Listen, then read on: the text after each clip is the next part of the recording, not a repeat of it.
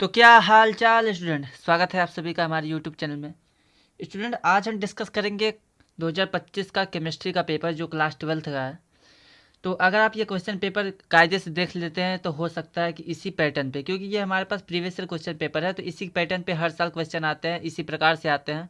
तो बिल्कुल भी इसको मिस नहीं करना है। चलिए स्टार्ट करते हैं। तो स्टूडेंट, ये हमारे पास क्लास 12 का हमारे पास ये केमिस्ट्री का क्वेश्चन पेपर है। आपके पास यहाँ पे समय 3 घंटा 15 मिनट का, पूर्णांक टोटल 70 नंबर, 30 नंबर आपके पास प्रैक्टिकल के होते हैं। ठीक है, इसमें दो नोट्स हमारे पास है कि स्टार्टिंग जो 15 मिनट होगा वो परीक्षार्थी को या फिर आपको जो भी पेपर दे रहा है उसको क्वेश्चन पेपर पढ़ने के लिए मिलते हैं। ठीक है, इसमें कुछ नॉर्मल से निर्देश दिए गए हैं, जैसे कि सभी प्रश्न करना अनिवार्य है। जितने भी प्रश्न होंगे उसके सामने उसके नंबर लिखे होंगे, कितने नंबर का क्वेश्चन है। ठीक है, उसके बाद गणनात्मक प्रश्न, मतलब जिसमें हमें कैलकुलेशन करना होगा, उसमें क्या करना है, हमें स्टेप बाय स्टेप दिखाना पड़ेगा, प्लस माइनस डिवीजन मल्टीप्लिकेशन सब कुछ। ठीक है, जो भी आप सॉल्व करेंगे मैथमेटिकली। उसके बाद है प्रश्नों के प्रासंगिक उत्तर लिखिए, मतलब कि जैसा क्वेश्चन पूछा रहा है उससे रिलेटेड ही आपको आंसर लिखना है, और जहाँ पे आवश्यक हो आपको केमिकल इक्वेशन मतलब रासायनिक समीकरण भी लिख देना है। यही चीज़ें यहाँ पे इंग्लिश में है। ठीक है, वही चीज़ें निर्देश यहाँ पे इंग्लिश में दिया गया है। चलिए बढ़ते हैं क्वेश्चन की ओर। तो जो हमारे पास जो पहला क्वेश्चन है वो पहला क्वेश्चन क्या दिया गया है, तो यहाँ पे देखिए पहले क्वेश्चन हमारे पास क्या होगा। पहले क्वेश्चन में आपके पास चार विकल्प होंगे। ठीक है, चार विकल्प में से आपको एक को टिक करना है, जो भी आपको सही लगेगा। ठीक, तो इसमें का वाला क्वेश्चन है कि एक विलियन में विलय की सांद्रता जो है 3.5 पार्ट्स पर मिलियन है, पीपीएम है। ठीक है, तो इसे निम्नलिखित किसके द्वारा व्यक्त किया जा सकता है, ये आपको बताना है। पहला 3.5 ग्राम प्रति लीटर, 3.5 मोल प्रति लीटर, 3.5 मिलीग्राम प्रति लीटर, या फिर 3.5 मोल प्रति किलोग्राम। ठीक है, ये आपको बताना है। चलिए बढ़ते हैं ख वाले क्वेश्चन की तरफ। तो ख वाला क्वेश्चन क्या है, हमारे पास बोला गया है कि मैग्नीज की अति सामान्य ऑक्सीकरण अवस्थाएं कौन कौन सी है। ठीक है, +2 +4 +2 +5 +2 +6 या +2 +7। ठीक है, ये आपको बताना है। चलिए बढ़ते हैं तीसरे क्वेश्चन की तरफ। तो तीसरा क्वेश्चन में हमारे पास क्या दिया है, ग वाला बोला गया है कि CuCN4 उसकी पावर में हमारे पास 3 माइनस आयन है। ठीक है, तो हमें बताना है कॉपर की उप सहसंयोजन संख्या क्या है। ठीक है, 2 3 4 या इनमें से कोई नहीं। कोऑर्डिनेशन नंबर आपको बताना है इसमें। आगे बढ़ते हैं, घ वाला है कि वाल्व किसने अपचयन किसके द्वारा होता है, हमारे पास CH2 समूह के द्वारा, NO3 समूह के द्वारा, OH समूह के द्वारा, फिर CO समूह के द्वारा। ठीक है, आगे बढ़ते हैं। आगे हमारे पास बोला गया है कि निम्नलिखित में से कार्बिल एमिन, ठीक है, अभिक्रिया नहीं देता, किसके साथ कौन सी अभिक्रिया कार्बिल एमिन नहीं देता।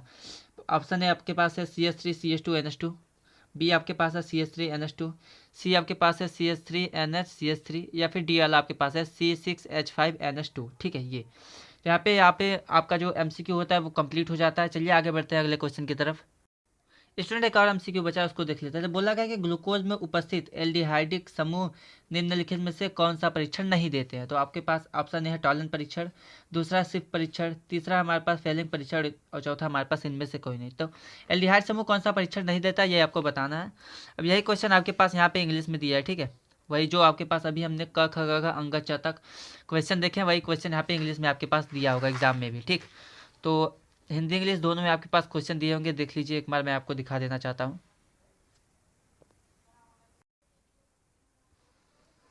ये आपके पास इंग्लिश में क्वेश्चन दिया गया है। चलिए बढ़ते हैं दूसरे क्वेश्चन की तरफ। ये सभी क्वेश्चन हमारे पास, उसके पहले देखिए MCQ जो था एक एक नंबर का था, यहाँ पे हम 2 नंबर के क्वेश्चन की तरफ आ गए। दूसरे में क वाला क्वेश्चन क्या है कि मूललता को उदाहरण द्वारा समझाइए। ख वाले में आपके पास 2 क्वेश्चन है, तो हमें क्या करना है, ख वाले में समझाना है। क्या समझाना है, 2 चीज़ें हैं। पहला है लेंथेनाइड आकुंचन, और दूसरा है लेंथेनाइड एक्टिनाइड की ऑक्सीकरण अवस्था है। ठीक है, चलिए आगे बढ़ते हैं ग वाले क्वेश्चन की तरफ। तो ग वाला क्वेश्चन क्या है, बोला गया है कि उप सहसंयोजन यौगिक में संयोजकता आबंध सिद्धांत। ठीक है, तो VBT हमें समझाना है कोऑर्डिनेशन कंपाउंड में उप सहसंयोजन यौगिक में। आगे बढ़ते हैं, घ वाला क्वेश्चन है कि वुड्स तथा फिटिंग अभिक्रिया को उदाहरण द्वारा स्पष्ट कीजिए। सभी क्वेश्चन 2-2 नंबर के हैं, यहाँ पे आप देख सकते हैं 2-2 नंबर के। अब यही क्वेश्चन हमारे पास इंग्लिश में दिया गया। ठीक है, यहाँ पे देख लीजिए ABCD, यहाँ पे सभी क्वेश्चन इंग्लिश में दिए हैं। चलिए बढ़ते हैं तीसरे क्वेश्चन की तरफ। ये सब भी हमारे पास 2-2 नंबर के क्वेश्चन है। तो इस तीसरे का क्वेश्चन है कि 28 ग्राम KOH पोटेशियम हाइड्रोक्साइड, ठीक है, इसका अणुभार 56 होता है, 56 दिया गया है। 500 ml विलयन में घुला है, विलयन की मोलरता की गणना कीजिए। ठीक है, ये 2 नंबर का क्वेश्चन है। खवाला है कि मोलैसेक, ठीक है, मोलैसेक से एथेनॉल बनाने की विधि और रासायनिक समीकरण लिखिए, 2 नंबर का। गब हमारे पास है कार्बोनिल समूह तथा कार्बोक्सिलिक समूह की प्रकृति समझाइए, 2 नंबर का। उसके बाद है ग्लूकोज के 2 रासायनिक गुणों को रासायनिक समीकरण द्वारा लिखिए। ठीक है, तो ये भी आपके पास 2 नंबर का है। चलिए बढ़ते हैं अगले क्वेश्चन की तरफ। तो स्टूडेंट जो भी हमने अभी क्वेश्चन देखा है तीसरे में, वो सभी क्वेश्चन यहाँ पे इंग्लिश में आपके पास दिए गए हैं, ठीक है, अवेलेबल है इंग्लिश में, देख लीजिए आप। उसके बाद बढ़ते हैं फोर्थ नंबर क्वेश्चन की तरफ। तो चौथे में हमारे पास चौथे में जो भी क्वेश्चन है आपके पास तीन नंबर के होंगे, ठीक है। चौथे में आपके पास 4 क्वेश्चन है 3-3 नंबर के।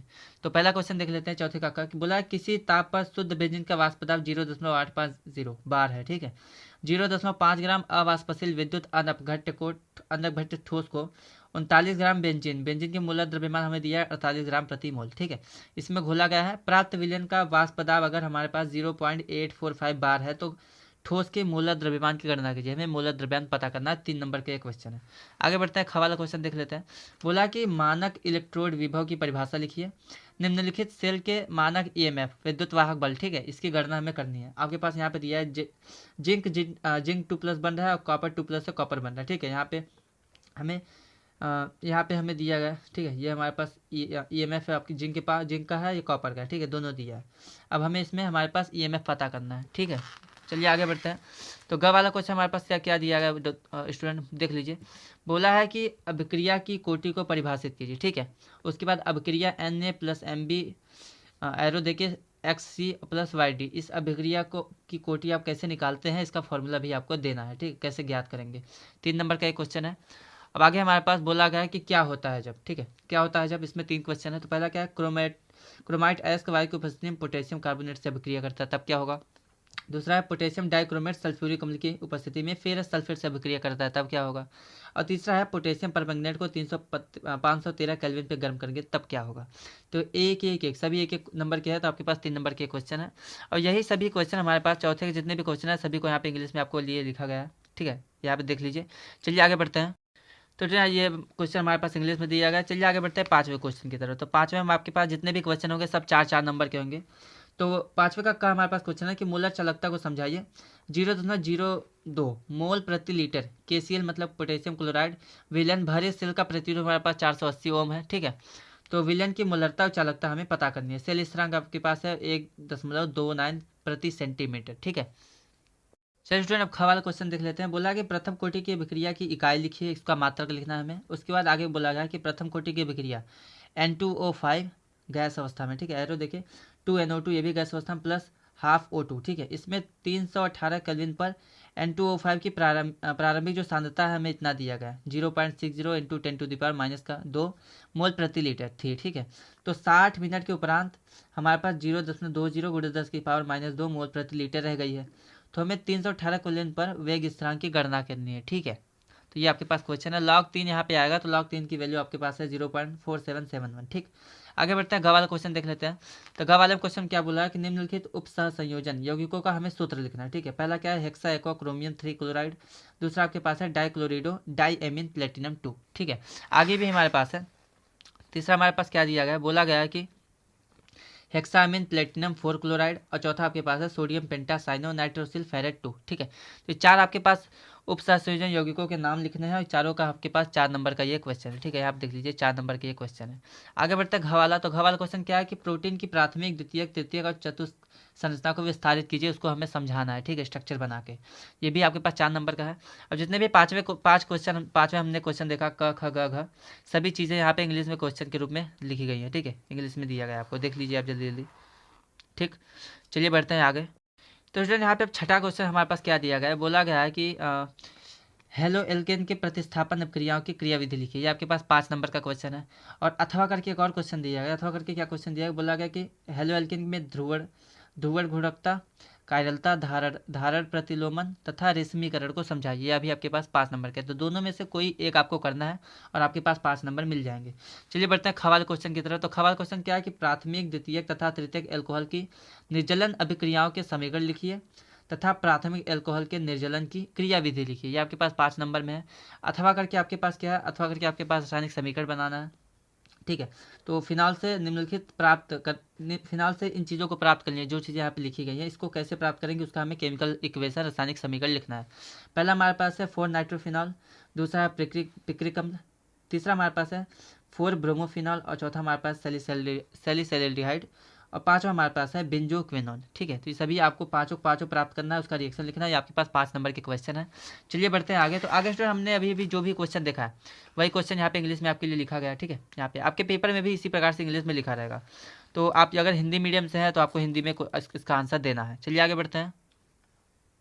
तो स्टूडेंट अब हम आ चुके हैं 7वें क्वेश्चन की तरफ। तो 7वां क्वेश्चन हमारे पास क्या बोला गया है, बोला है कि कीटोन के विरचन की 5 विधियों का रासायनिक समीकरण लिखिए। ये आपके पास कितने नंबर का, 5 नंबर का आपके पास क्वेश्चन है। अथवा करके आपके पास एक और क्वेश्चन दिया है। बोला क्या गया है, बोला गया कार्बोक्सिलिक अम्ल के विरचन की 2 विधियां तथा इनके 3 रासायनिक गुणों का रासायनिक समीकरण लिखिए। ठीक है, ये आपके पास है, ये भी 5 नंबर का है। तो दोनों में से किसी एक क्वेश्चन को आपको करना है, आपके पास 5 नंबर आ जाएंगे। चलिए बढ़ते हैं आगे। तो आगे स्टूडेंट हमारे पास क्या बोला गया है, बोला गया है कि एमीन के 5 रासायनिक गुणों का रासायनिक समीकरण लिखिए। ये भी 5 नंबर का। अथवा करके आपके पास क्या है कि एमीन के विरचन की 3 विधियों का रासायनिक समीकरण लिखिए तथा एल्किल हैलाइड के एमीनों का एमीन, ठीक है, एल्किल हैलाइडों के एमोनी अपघटन की क्रियाविधि लिखिए। ठीक है, एमीन एल्किल हैलाइड जो होता है उसके एमीन के अपघटन की क्रियाविधि आपको लिखनी है। ठीक, और आपके पास एमीन की 3 विरचन विधियों का रासायनिक समीकरण भी लिखना है। तो दोनों में से किसी एक क्वेश्चन को आपको करना है, आपके पास 5 नंबर आ जाएंगे।